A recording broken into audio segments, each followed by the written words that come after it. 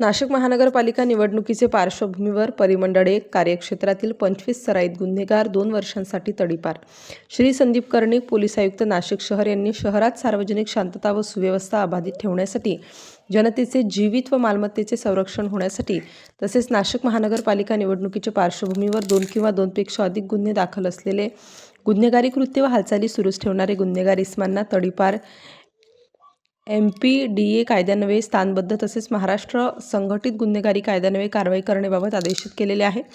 नाशिक महानगरपालिका निवडणूक 2025-26ची संपूर्ण निवडणूक प्रक्रिया निर्वापन व खेडीमेळीच्या वातावरणात पार पाडण्याकरिता प्रतिबंधक कारवाईच्या अन्य शीर्षाव्यतिरिक्त सराईत व संघटितपणे गुन्हे करणाऱ्या गुन्हेगारांविरुद्ध हद्दपारी स्थानबद्धतेची तसेच मोक्का अन्वयेची कारवाई श्री संदीप कर्णिक, पोलीस आयुक्त नाशिक शहर यांच्या मार्गदर्शनाखाली व्यापक स्वरूपात करण्यात येणार आहे.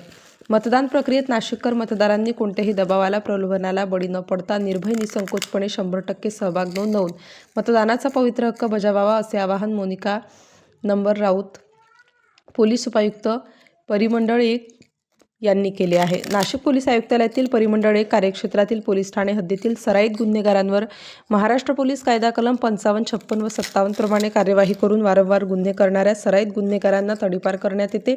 तडीपार करण्याचे अधिकार पोलीस अधिकाऱ्यांना आहेत. या अधिकाराचा वापर करून पोलीस उपायुक्त परिमंडळ 1 यांनी 25 इसमांना नाशिक जिल्ह्यातून तडीपार केले आहे. आतापर्यंत एकूण 60 इसमांना हद्दपार करण्यात आलेले आहे.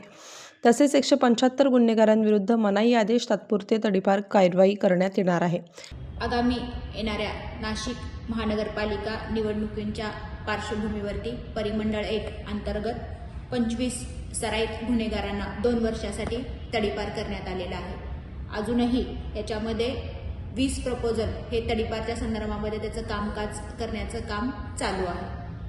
आगामी येणाऱ्या महानगरपालिकेच्या निवडणुका ह्या निर्भय वातावरणामध्ये करण्यासाठी प्रतिबंधात्मक कारवाईचा एक कृती आराखडा तयार करण्यात आलेला आहे. त्याचाच एक भाग म्हणून आज 25 लोकांच्या तडीपारच्या ऑर्डर ह्या ठिकाणी काढण्यात आलेल्या आहेत. त्याच्यामध्ये Panchavati police station 5, Masrul police station 6, Bhadrakali police station 8, Mumbai Naka police station 4, Sarkarwada police station 2 असे आरोपी या ठिकाणी आहेत. सर्व सराईत गुन्हेगार आहेत आणि त्या लोकांना नाशिक शहरामध्ये आणि जिल्ह्यामध्ये येण्यास बंदी करण्यात आलेली आहे.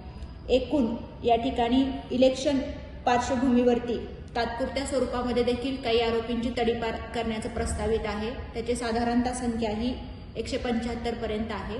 येणारी पूर्ण निवडणुका ह्या निर्भय वातावरणामध्ये पार पडण्यासाठी माननीय पोलीस आयुक्त संदीप कर्णिक सर यांच्या मार्गदर्शनाखाली ही कारवाई करण्यात आलेली आहे.